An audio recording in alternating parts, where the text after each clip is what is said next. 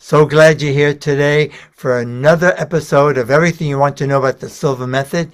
Today, we are talking about meditation, specifically dynamic meditation. So, quick question to you.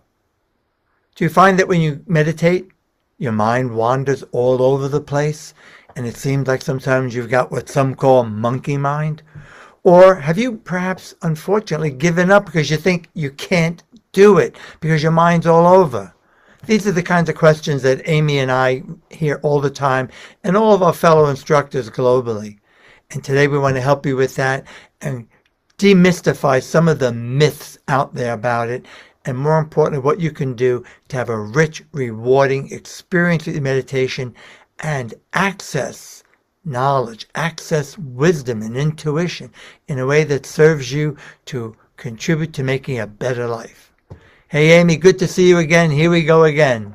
Hello, I'm so excited to talk about this topic today because you're right, Ken. It is a question I get a lot, not only in class, but also with those individuals who I'm talking to about the Silva method before they come into class.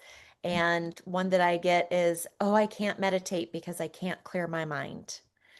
And mentally, I go into mental house cleaning. Cancel, cancel.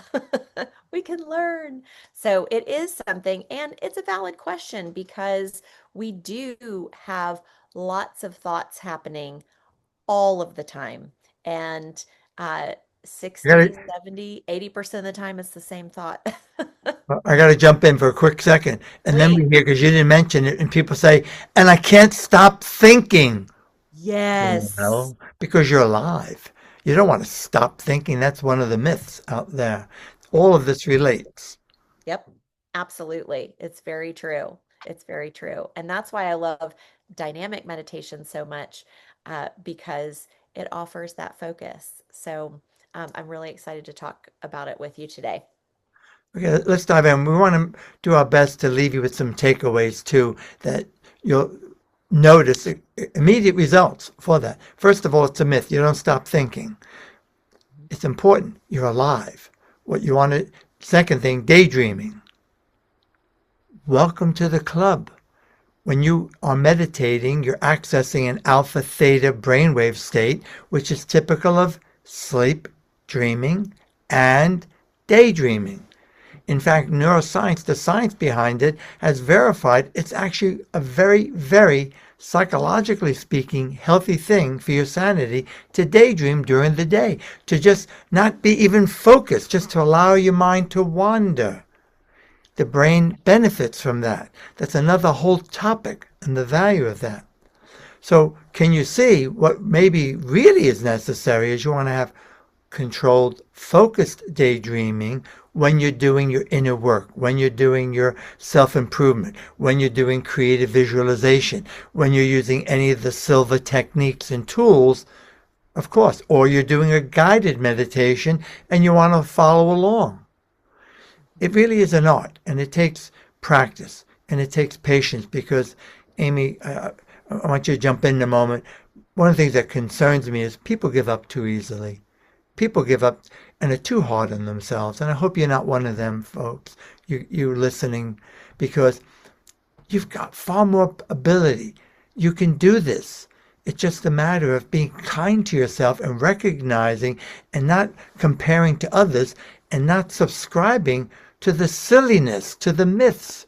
And usually those myths are from people who don't know what they're talking about with that. So I can tell you 55 years as a meditator using, as Amy mentioned, dynamic meditation is, it does take practice. When I first started, yeah, I was all over the place. I felt like I just wanted to open my eyes. Anxious because I wasn't used to it. I hadn't established a pattern. Somehow, some way I stuck with it. And sometimes I almost felt like I had to force myself to sit and keep my eyes closed and roll through it. That didn't last long, by the way. I don't recall exactly, but no more than a week or so of that, maybe 2 weeks on and off.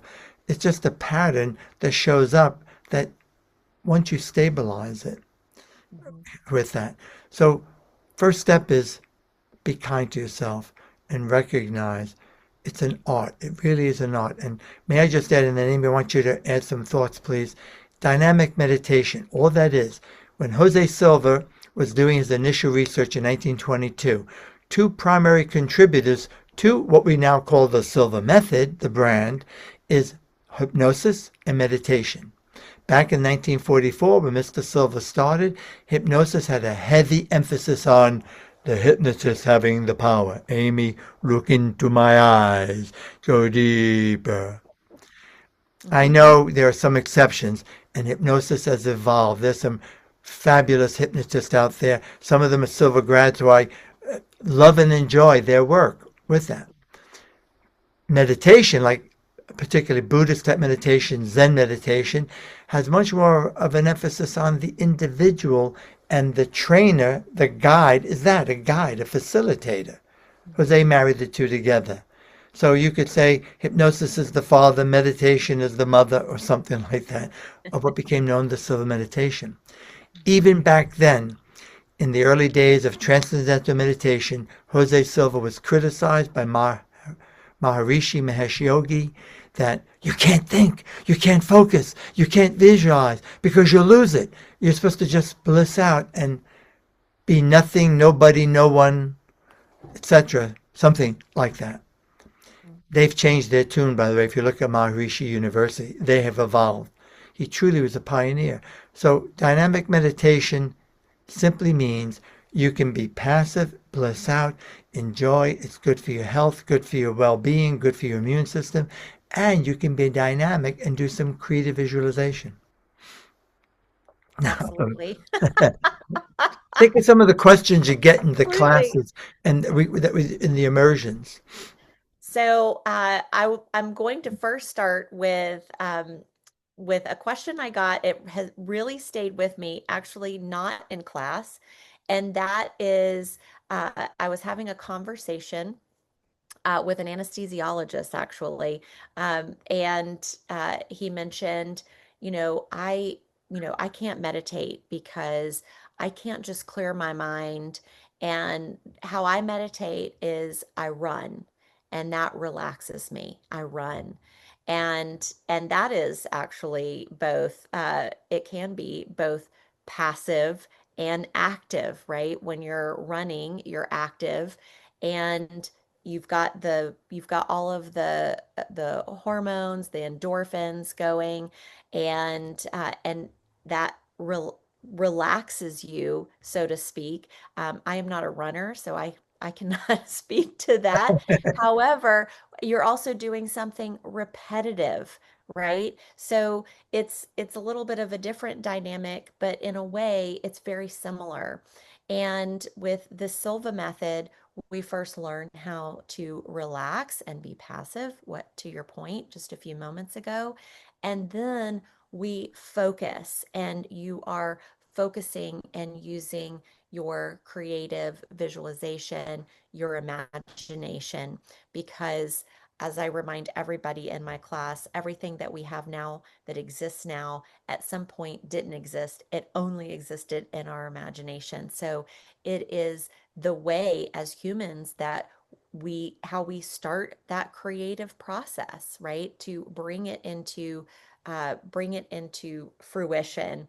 And the the other questions that I get in class to follow up with that is, okay, once I learn, okay, I'm relaxed, I'm really feeling that, but I've noticed throughout the class that as I'm focusing on things and I'm doing the exercises, I have all of these thoughts that start to come in, and they could be anywhere from this is what I have to do tomorrow, or this is the negative thought pattern that I came in to help replace.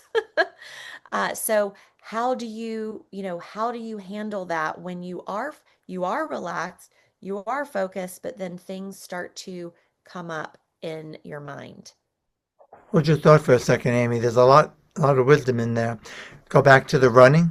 Hmm. I was a long distance runner, and you zone out, you trance out because of the repetitive motion, and you're focusing on the end result, the outcome that is the finish line, the final destination. When people drive their car, especially long distances, and if there's not a lot of congestion, traffic, then it's easier to trance out and your subconscious kind of takes over.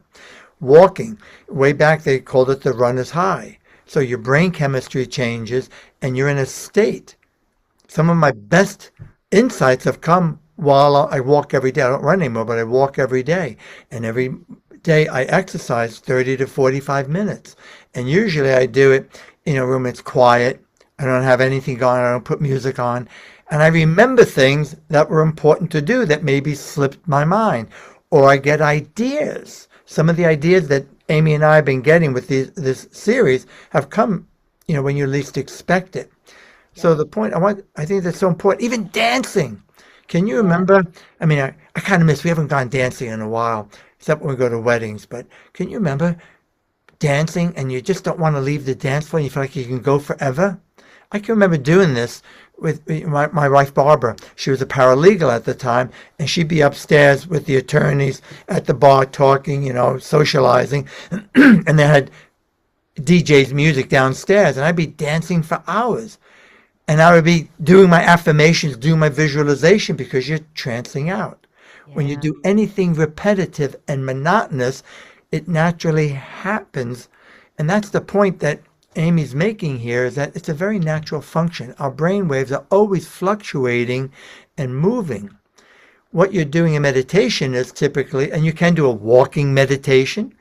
However, when you close your eyes, it's the easiest, perhaps, opinion here, most effective because you're tuning out all the light, and light energy uh, amounts to about 86% of the information coming into the brain through our five senses, which is why it's so easy. You close your eyes, you're automatic. And if you're in a darkened room, and some people meditate wearing, I don't, never have, but wearing masks, whatever, Yep. it's sensory deprivation. Less input to the brain, your brain will naturally move in the direction of alpha, theta, and maybe even deeper with that. Mhm. The- So it's very natural, it's very easy. Anyone can do it. And that's what you got to remember. Amy and I both talk about this, and every instructor I know, and I probably know close to 1,000 in my 55-year career because I've been working with training, certifying instructors close to 40 years. Wow. Of that, 55 years teaching Silva, but I started doing that 84, so you could do the math, but it's a long time. But it's very common, people thinking that initially with this. It's a matter of learning how to focus it and direct your thoughts so that you, with clear intention, rewire your brain, so to speak, Mhm. and create new patterns of behavior. And that we do through mental rehearsal or creative visualization. So there's that fine line between, so you're not thinking critically, because if you think critically or start to doubt, am I deep enough? Is this working? You're out of it. You're not there. Yep. Well, that. So the point we want to make in this video is that you can do it. It's just a matter of having training, having the right instruction, the playbook, so to speak. And then that's why I find that, Amy, you comment, my last comment is, in every single class that I've done hundreds and hundreds, I hear people, I can't meditate. I don't know how this is going to work for me. Yes. And I can't keep them awake at times. They go so deep and they're Yes. trancing out and they're loving it and they're responding and getting wonderful results and watching them transform. Because when you've got someone, it is easier. The intention, though, is you start that way and then you work on your own Mhm. with that.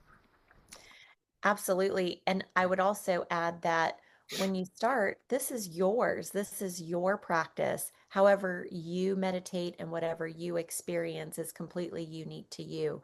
And I know in class, we really make a point in cultivating a space to help with that and to, it's our natural ability to want to compare ourselves to others. Oh, am I doing it the way she's doing it or he's doing it? And when we are or when you are meditating in whatever modality you're using, uh, it's completely unique to you, right?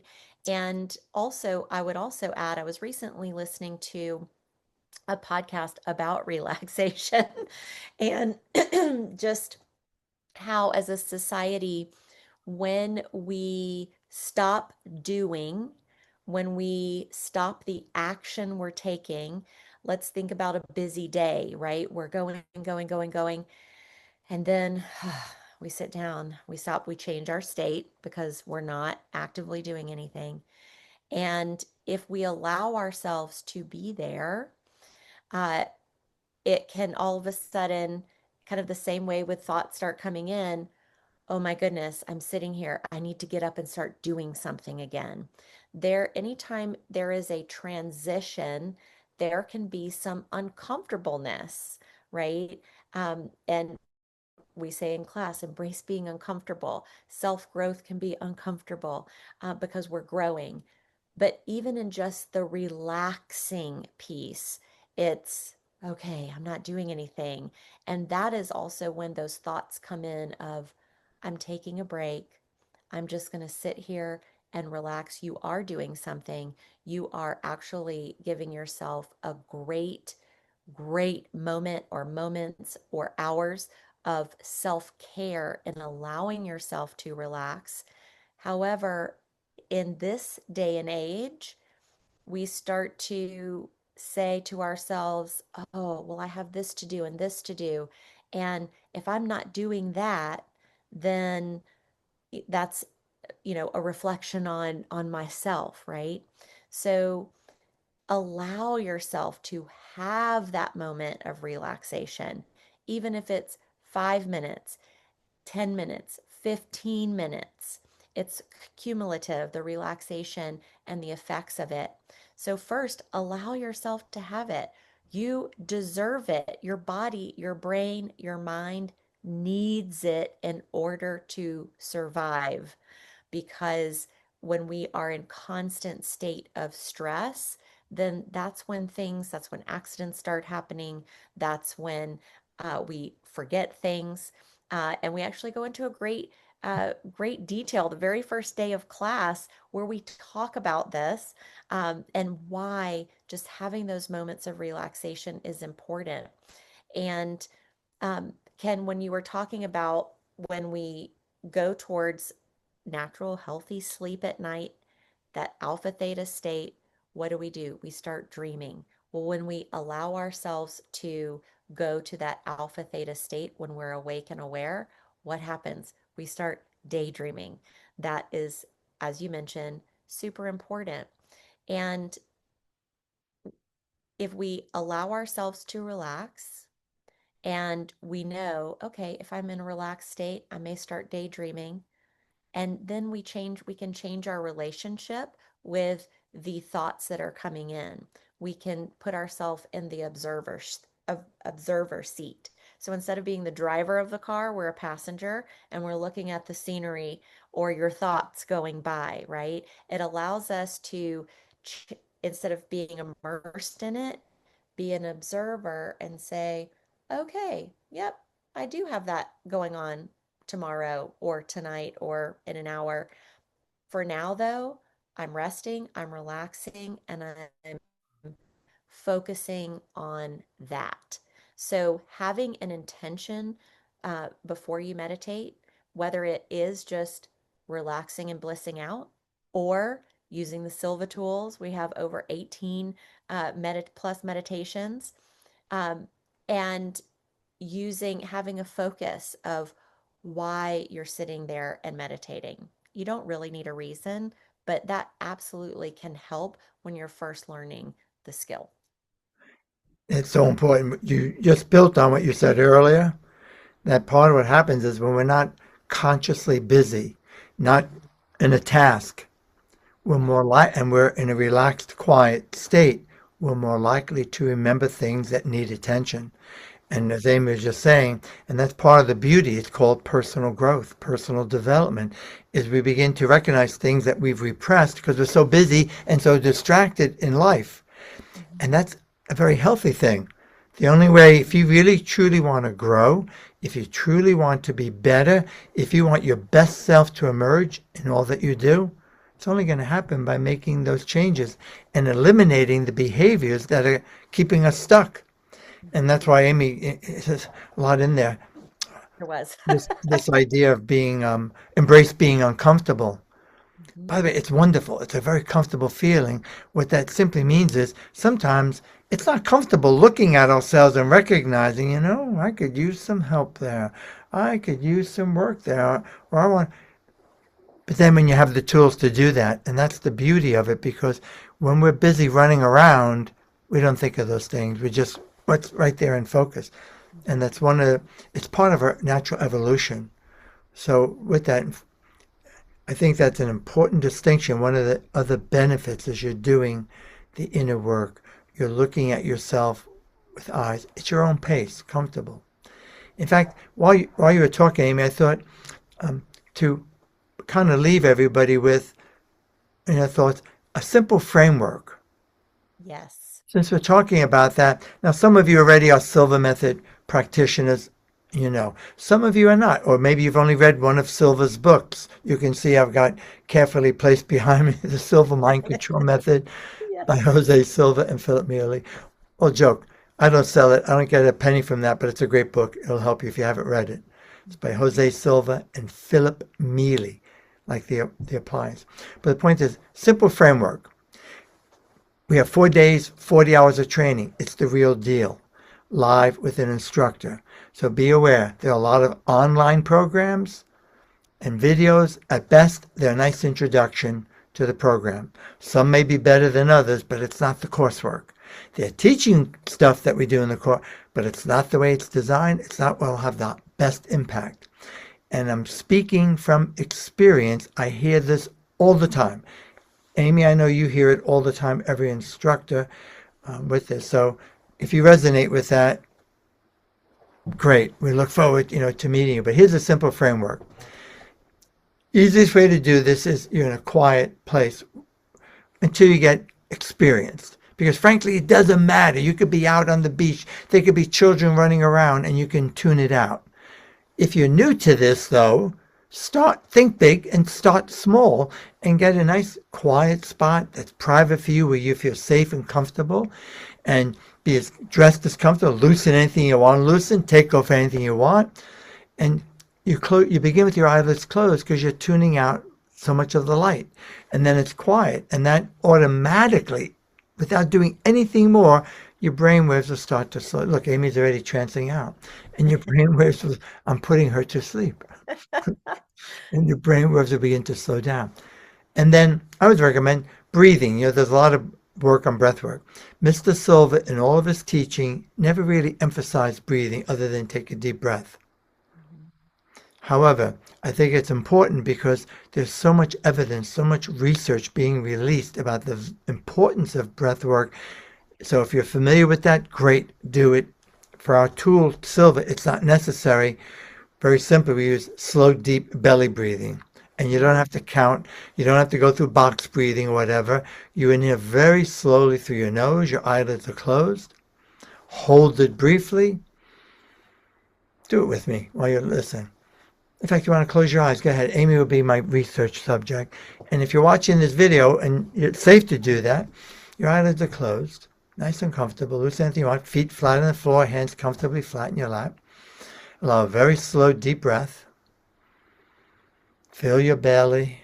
Hold it briefly.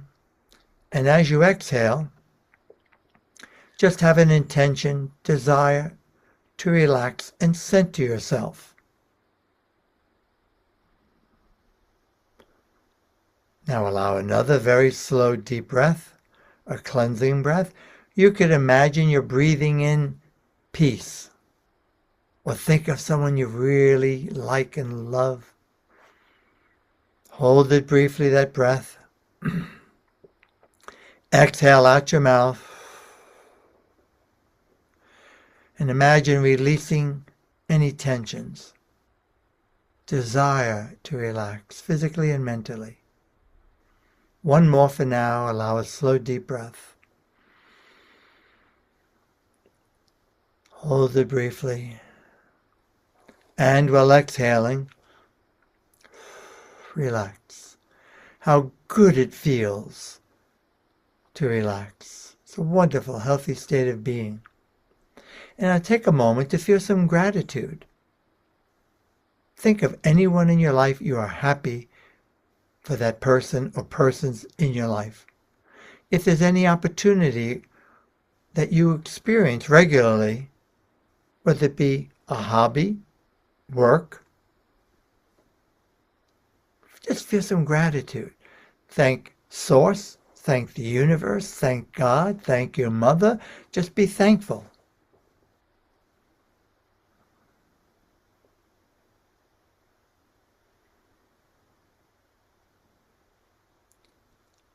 And then,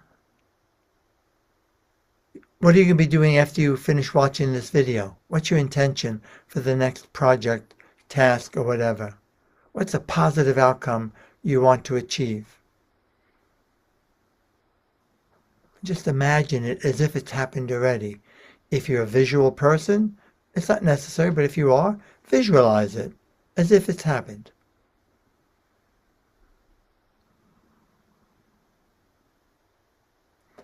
And then very simply, when you're done, give yourself the suggestion that you're going to open your eyes, and when you do, you're going to feel much better than before. You're going to feel more awake, more alert. So now when you're ready, you may open your eyelids and know that you'll feel much better than before. You're relaxed. Welcome back. Thank you, She's a good Ken. she's a good subject. Amy, I closed my eyes for it too, but it looked like you were starting to. And by I the way, was Amy's got over 20 years experience, with this. 40. For so I was gonna give her a compliment. So you're too young to 40 years experience. 40. I So started at 9, so that's why. I thought I remember you saying a later date. I'm not gonna go there.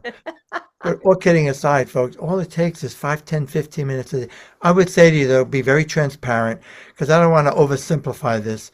15 minutes is key, minimum 15 minutes. And the brain, Mr. Silva always said that back in 1944 through 66, we went public with this. And now brain science shows that 13 to 15 minutes does the trick to get into homeostasis, which is the body's way of regulating blood pressure, heart rate, blood sugar, and all those things that allow the body to boost the immune system and help us for our well-being. You can look it up, with that. So that would be key in doing that. But again, be patient. You can also add in, so comfortable position where you feel safe and comfortable to do so, eyelids closed, 3 slow deep breaths, feel some gratitude, and then what's your intention for your next task? And then a suggestion, I'm going to open my eyes and feel great. Now, if you want to juice it up a bit, read the Silver Book. It'll teach you things that you can do. But one is think of a place of relaxation where you love to be and make believe you're there as if you're there. We call it the ideal place of relaxation. You could mentally rehearse some possibilities. If you play tennis, if you play golf, something simple like that, or you go bowling, whatever, you can mentally rehearse positive outcomes while in that state. Oh, that I helps. That. I would also like to add to that that when we're mentally rehearsing, the same areas of our brain light up as if we're actually doing it. I was actually reading a different Silva book. It was a book of stories. Nelda Sheets, one of our first instructors, right, Ken? Very She had a book of Silva stories, and I was recently reading it, and she talked about I think there was a basketball team, and they had three groups. One, they were practicing physically shooting the baskets over and over and over again for a certain amount of time. The other group, they were mentally doing it. They were not physically doing it. Their only goal was mentally relaxed, going to level, and shooting the baskets mentally. And the other group did nothing. They didn't practice physically and they did not practice mentally. Of the three groups, the group that practiced physically and the group that practiced mentally, there was a 23% improvement in the group that practiced physically. There was a 22% improvement in the group that practiced mentally. That's the only thing they did. And they were only 1% off from the group that practiced physically. And then the other group that did nothing, no improvement. And so So when do we both and you do even better. even better, both everything we were given. And I'd also like to add that what the exercise that we just did, it was only, I don't know, 5 minutes at most, but I don't even think that 3 minutes. And even if you do not have 15 minutes and all you have is five, it's beneficial for you. Everything is cumulative. And also, I want to add in too that um, have some, have an intention and be exactly what Ken mentioned, have grace and patience, especially when you're learning this new skill. But when you're using your ideal place of relaxation, when you get relaxed and then you're focused on a place that you like to go to relax, or if you're mentally rehearsing, if thoughts start to come up, then I invite you to put yourself in the passenger seat and notice them. Okay. All right. Thank you. Thank you so much. We just gave some gratitude. Thank you, thoughts, for being there. Right now, I am in my ideal place of relaxation, or right now, I am mentally rehearsing this next thing that I have going on, or take another 3 deep breaths, as we just did, to go to that relaxed place, because we end up bringing our thoughts and refocusing them as well. So, just some tips. I hope that helps. I think that's very important. Thank you for bringing it up because it's about taking command of your life. If you start Absolutely. worrying, thinking, and you're waking up in the middle of the night, just tell yourself, now's the time to sleep, not to think or worry. I'll take care of it in the morning. Take charge. And if you do that often enough, you're retraining your brain to cooperate so that you sleep more easily during the night.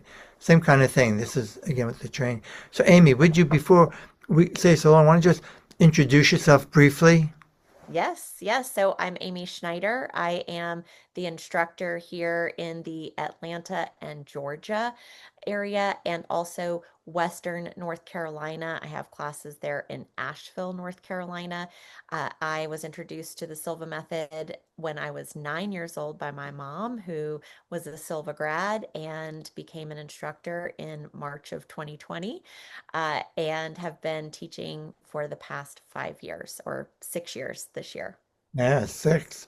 Yeah, because it was March of 2020. I Yes. always remember that was when COVID was just breaking loose through America, and we were in a training in Farmington, Connecticut. I did the 4-day immersion, and Amy and a few other people were getting certified to be as part of my role with that. I always remember. Thanks, thanks. And my name is Ken Coscia. I'm the training director, the lead instructor. I'm the guy who Jose selected in 1984, graced me. I feel still deep gratitude in my heart because he saw in me qualities, frankly, I didn't see in myself. I understand about beating yourself up. I have been in the past hard lesson, beating myself up, expecting too much, being impatient with myself, and now it's just a little bit at times because I don't claim to be perfect, but boy, it used to really, and if you do that while you're meditating, you'll come out of it. So keep in mind, another tip is when you're just enjoying that meditation, we call them alpha breaks. Do that during the day, in between important tasks, in between important meetings, and you will thank us because you'll be more productive, you'll think more clearly, you'll be more focused. The brain needs pauses, and that's what you're doing, an intentional pause to just rejuvenate. And so I serve as a training director. I used to be international. Now part of my slowing down is for the North America, United States and Canada, our trainings. And I teach in Connecticut, Boston area, and Chicago. I do a lot of international work, but in the recent years, I've slowed down. I'm being very selective, and I'm mostly staying in the U.S. and doing the immersion. We call it the immersion of Silva Life and Intuition System. If you're an old-time Silva grad and you haven't heard, we had a renaissance in 2007, and it used to be called just a branding name change, Basic Lecture Series. but we added some of Jose's very cool advanced material. So thank you for watching, being here. If you're still here watching, that's fantastic. It says a lot about you. You're already there. So until the next time, Bye. Amy, always a pleasure. Yes. See you next time.